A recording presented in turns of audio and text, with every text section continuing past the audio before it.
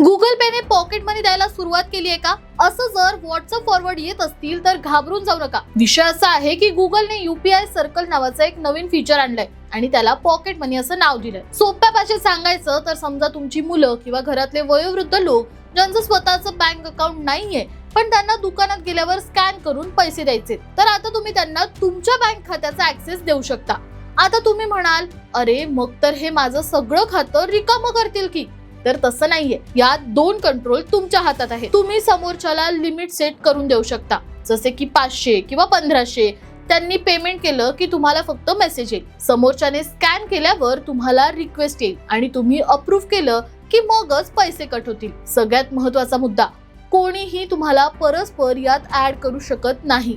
जोपर्यंत तुम्ही स्वतः सेटअप करत नाही तोपर्यंत तुमच्या खिशातला 1 रुपयाही हलणार नाही. आणि जर तुम्हाला ते नको असेल तर सरळ हे फीचर इग्नोर करू शकता. जोपर्यंत तुम्ही स्वतः सेटअप पॉकेट मनी बटनावर क्लिक करून कोणाला परवानगी देत नाही तोपर्यंत तुमच्या खात्यातून कोणीही पैसे काढू शकणार नाही.